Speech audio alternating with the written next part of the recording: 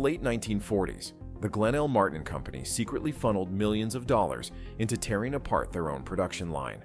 They were desperate to fix a metallurgical oversight that threatened to bankrupt the entire corporation. To build the ultimate post-war airliner, Martin had embraced a new lightweight zinc-alloyed aluminum known as 75ST. It promised to trim hundreds of pounds off the airframe, maximizing passenger payload. But operators soon discovered the brutal cost of this engineering gamble. Routine commercial flying meant cyclic stress. That stress caused microfractures in the metal, which led to wing roots snapping off in mid-air. Martin had to engineer a massive cover-up fast. The result was the Martin 404, a heavy, overcompensated, economically compromised airliner. The aviation market immediately following the Second World War was ruthlessly competitive and defined by a single obsession: replacing the Douglas DC-3. The DC-3 had built modern commercial aviation, but by 1945, its design was entirely obsolete. It was unpressurized. It used a tail dragger gear configuration that made ground loading difficult. Worst of all, it was too slow and carried too few passengers to turn a profit without heavy government mail subsidies. Major carriers like TWA and Eastern Airlines were establishing complex networks. They demanded high-capacity, pressurized tricycle gear aircraft that could fly above regional weather while operating profitably on short, multi-stop hops. Douglas tried to answer this with the Super DC-3. It flopped. Convair brought the excellent Model 240 to the drawing board. Glenn L. Martin, a legendary aviation pioneer who had built massive flying boats for the military, saw an opening to dominate the domestic twin-engine market. The company developed the unpressurized Martin 202, prioritizing rapid development and aggressive weight savings. They won early orders from Northwest Airlines TWA and others. But the 202 quickly became an operational disaster. The 75ST aluminum wing spars were inherently flawed. Wings snapped off in flight. The fleet was grounded immediately, and the type's airworthiness certificate was revoked. The airlines panicked. TWA demanded a fix or threatened to cancel their multi-million-dollar contracts, an outcome that would bankrupt Martin. Martin's engineers went back to the drawing board in Baltimore, Maryland, staring down extinction. They could not just patch the broken airliner.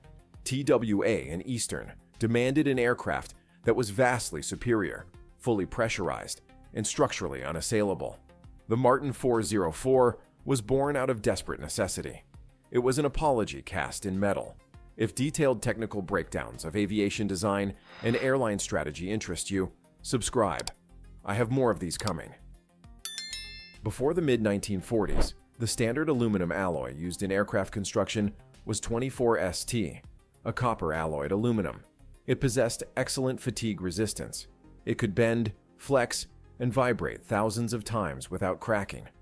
But its ultimate tensile strength was relatively modest, requiring thicker, heavier structural components to handle peak aerodynamic loads.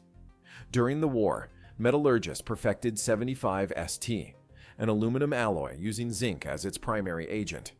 On paper, 75ST was magic. It offered exceptionally high yield strength, meaning engineers could design much thinner, lighter wing spars to handle the same maximum loads as a thicker 24ST spar. Martin's designers aggressively used 75ST in the critical structural pathways of the original 202 wing. To further save weight, they designed a stepped wing spar. Instead of a uniform thickness, the spar was machined with steps that grew thinner toward the wingtips where aerodynamic loads decreased. But theory and reality didn't match. 75ST was incredibly strong against a single massive load, but it had terrible resistance to notch sensitivity and cyclic fatigue. A commercial airliner wing acts like a massive diving board, constantly flexing up and down through thousands of hours of turbulence, hard landings, and taxiway bumps. The machined steps on the Martin spar acted as extreme stress concentrators. Microscopic fatigue cracks started at the sharp corners of these steps. Because 75ST is a brittle alloy compared to 24ST, these cracks spread with terrifying speed. To create the 404 and salvage the company's reputation, Martin's engineering team had to completely rebuild the wing. The fix was aggressive and immensely heavy. They abandoned the reliance on 75ST in critical fatigue areas, reverting to or reinforcing with more ductile alloys. They eliminated the sharp machined steps on the lower wing spar. They also added massive structural splice plates and totally over-engineered the wing root junction. The new wing was structurally bulletproof, easily passing the Civil Aeronautics Administration's stringent new fatigue testing requirements. This structural fix introduced a brutal new challenge: empty weight. The 404's airframe became heavier than originally intended. In commercial aviation, extra weight is a permanent tax on airline profitability. Every pound of extra metal requires more fuel to lift, and every gallon of extra fuel directly subtracts from the paying passenger or cargo capacity. To haul this newly over-engineered heavy airframe out of high-altitude airports on hot summer days, Martin needed a massive increase in power. They turned to the legendary Pratt & Whitney R2800 double wasp radial engine, specifically the advanced CB16 variant. The R2800 has 18 cylinders arranged in 2 rows, displacing 2,800 cubic inches. In the 404, these engines were rated at 2,400 horsepower each for takeoff. Generating 2,400 horsepower from a piston engine creates immense thermal and pressure challenges. To hit this power, the engines operated at exceptionally high manifold pressures. At these pressures, the fuel-air mixture inside the cylinders tends to detonate, exploding unevenly before the spark plug fires, destroying the pistons and cylinders. TWA and Eastern could not afford routine engine disintegrations. To solve the detonation risk, the 404 used an anti-detonation injection (ADI) system, commonly known as water injection. During takeoff, a mixture of water and methanol was sprayed directly into the engine's intake manifold. The fluid vaporized, absorbing massive amounts of heat from the intake charge and cooling the cylinders from the inside out. This temperature drop suppressed detonation, allowing crews to safely push the throttles to maximum manifold pressure, making the 2,400 horsepower needed to lift the heavy Martin off the runway. But the ADI system was an operational nightmare. It added complex plumbing, pumps, and fluid tanks to the aircraft. For line mechanics freezing on the tarmac at TWA's Kansas City overhaul base, it was just another high-maintenance failure point. If the ADI pump failed, or if a ground worker forgot to fill the specific water methanol tanks, the aircraft could not dispatch at maximum takeoff weight. TWA dispatchers had to pull paying passengers or lucrative mailbags off the flight just to meet the restricted non-ADI performance charts. Then came cabin pressurization. TWA and Eastern insisted the 404 must be pressurized. The competing Convair 240 had introduced pressurization to the short-haul market, allowing airlines to fly above the worst of the low-level turbulence, vastly improving passenger comfort and cutting down on air sickness. You don't just seal the doors to pressurize a fuselage. The entire cylindrical structure must be redesigned to act as a pressure vessel, capable of withstanding intense differential pressure cycles as the aircraft climbs and descends. Martin engineers had to reinforce the fuselage bulkheads, switch to stronger window frames, and seal every single rivet line. They also had to install heavy cabin superchargers, driven by the R2800 engines, to constantly pump compressed air into the cabin. Pressurization added hundreds of pounds to an already overweight airframe, and the engine-driven superchargers robbed the Pratt & Whitney engines of vital horsepower during the climb. To offset the severe economic penalties of this weight gain, Martin made the only choice available. They stretched the fuselage. By adding length, they increased the passenger capacity to 40 seats. If the aircraft costs more to operate per mile, due to weight and fuel burn, the airline has to be able to sell more tickets per flight to cover the deficit. This caused constant friction against the TWA T-category dispatch limits. The T-category transport rules dictated strict single-engine climb performance. If an engine failed exactly at V1, takeoff decision speed, the aircraft still had to possess the aerodynamic performance to clear a 50-foot obstacle at the end of the runway. The heavy stretched pressurized 404, hauling its over-engineered 75 ST wing fix, struggled against these regulations, particularly in hot and high conditions like Denver or Albuquerque. Dispatchers frequently found themselves restricting the 404's payload, completely negating the economic advantage of the 40-seat cabin on certain routes. Given its operating costs and compromises, do you think the design approach was worth it for the airlines? Share your thoughts below. On the tarmac, the daily operational reality of the Martin 404 was harsh. TWA and Eastern assigned the 404 to intense short-haul route networks. A typical TWA routing might involve starting in New York, hopping to Philadelphia, then to Pittsburgh, Columbus, Indianapolis, and finally terminating in St. Louis. In this multi-stop environment, an aircraft makes its money in the air and burns revenue on the ground. Turnaround time is the ultimate arbiter of short-haul profitability.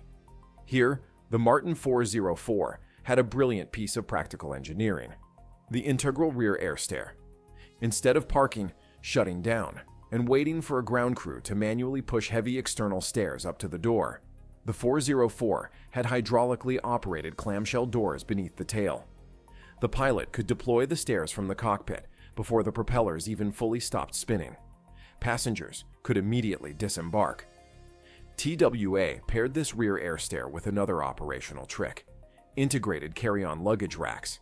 Before this, most luggage was checked into the belly hold, requiring a swarm of ground handlers to load and unload at every single stop. Martin designed large baggage racks right inside the entrance of the cabin. Passengers carried their own bags up the stairs and deposited them in the racks. This self-service model saved 10 to 15 minutes per stop. On a 5-stop routing, that meant over an hour of gained operational time, allowing TWA to squeeze an extra revenue flight segment into the daily schedule. But this efficiency had a hidden maintenance tax. The hydraulic system operating the heavy ventral stairs was temperamental. Seals leaked, dripping hydraulic fluid onto the tarmac. If the locking mechanism failed, the stairs could not be retracted, instantly grounding the aircraft and destroying the schedule. Eastern Airlines mechanics spent thousands of man-hours servicing the stair hydraulics, a headache that ate up much of the time saved at the gate. From the passenger's perspective, the 404 was a huge step up in comfort from the unpressurized DC-3s. The TWA cabin was relatively quiet, thanks to extensive soundproofing material added to the fuselage, another contributor to the empty weight problem. The pressurization system allowed the aircraft to cruise smoothly at 10,000 to 14,000 feet, avoiding the rough convective weather that battered the low-flying unpressurized fleets. The cabin had large rectangular windows, giving the interior a bright modern look. Up front on the flight deck, it was a different story. The 404 required a crew of 2 pilots, with no dedicated flight engineer. The workload was heavy. The pilots were flying mechanics. They had to manually manage the 4 rows of massive R2800 cylinders. This involved constantly monitoring cylinder head temperatures and manually adjusting the external cowl flaps to control the cooling airflow over the engine. Close the cowl flaps too much during a heavy climb, and the engines overheat and detonate. Leave them open too far during cruise, and the aerodynamic drag kills the aircraft's cruising speed and fuel efficiency. The TWA crews also had to manually synchronize the massive Hamilton standard propellers. If the 2 engines operated at even slightly different RPMs, the acoustic beat frequency generated a pulsating drone throughout the cabin that quickly made passengers physically sick. Pilots spent considerable time fine-tuning the propeller pitch levers to keep the RPMs exactly matched. It was a tedious chore stacked on top of navigating early radio beacons and managing the cabin pressurization controller. The 404's biggest commercial hurdle was its direct rival, the Convair 240 and its subsequent derivatives, the 340 and 440. Both Martin and Convair correctly identified the market requirements, but they used entirely different designs. Convair accepted a slightly heavier baseline structure from the beginning, using proven metals. They built an exceptionally rugged, stiff wing that skipped the brittle 75ST aluminum in critical fatigue areas. Because Convair built a solid plane from day one, TWA and other airlines trusted it. The Convair airframe had stretch potential. When airlines demanded more payload, Convair easily lengthened the fuselage and increased the gross weight to create the 340, and later, the 440, without a desperate, multi-million-dollar redesign. The Martin 404, on the other hand, was an evolutionary dead end. The wing structure, heavily reinforced with massive splice plates to cover the sins of the 202, was effectively maxed out. Martin could not stretch the 404 any further, nor could they easily increase its maximum takeoff weight. The underlying frame was already carrying the maximum acceptable burden. This became obvious as the aviation industry transitioned into the turboprop era in the late 1950s and 1960s. The Allison 501 turboprop engine offered better reliability, higher speeds, and lower maintenance costs than the complex radial piston engines. Airlines easily converted hundreds of Convairs into turboprops, becoming the legendary Convair 580s, many of which are still flying cargo today. The Convair airframe was strong enough to handle the increased torque and speeds of the new engines. The Martin 404 saw virtually no successful turboprop conversions. Airlines knew the Martin wing, with its heavy band-aid fixes, lacked the structural margins required for a turbine upgrade. So while the Convairs flew on for decades, the Martin 404s got pushed to the secondary market. TWA and Eastern began aggressively replacing them with newer equipment as soon as the initial depreciation cycles allowed.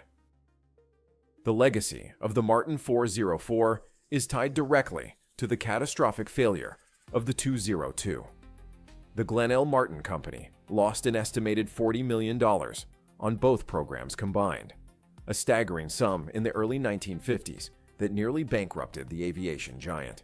The relentless pressure to fix the structural flaws, coupled with the heavy discounting required to convince furious airlines like TWA to accept the 404, destroyed any possibility of a profit margin. Martin built 103 units of the 404. It was a respectable production run, but not nearly enough to recoup the devastating development and cover up costs. The 404 served reliably for TWA and Eastern because it was so heavily over-engineered to prevent a repeat of the wing failures. It fulfilled its demanding short-haul missions, ferrying millions of passengers across regional networks safely. After the major carriers dumped them, the sturdy airframes found second lives serving regional airlines like Piedmont, Southern Airways, and TASA in Central America, where their rugged gear and built-in air stairs made them ideal for remote operations. But the commercial damage was permanent. The Glenn Martin Company, pioneers of early flight and masters of the great flying boats, realized they could no longer compete in the commercial airliner market. The financial hemorrhage caused by a single metallurgical mistake forced corporate leadership to restructure everything. Martin exited the commercial aviation business permanently. They shifted their vast engineering resources entirely toward military aircraft, defense contracting, and the emerging missile and space sectors, eventually merging to become half of the modern defense giant, Lockheed Martin. The Martin 404 stands today as a mechanical monument to the unforgiving nature of civil aircraft design. Chasing aerodynamic advantages with new materials looks great on a spec sheet. But in the daily operational reality of the airline industry, structural integrity and maintenance reliability dictate survival. The 404 was a capable airliner, but its existence was defined entirely by the heavy metal required to hide the fatal flaw of its older sibling. If you found this analysis useful, a like helps more people discover these deep dives. Thanks for watching.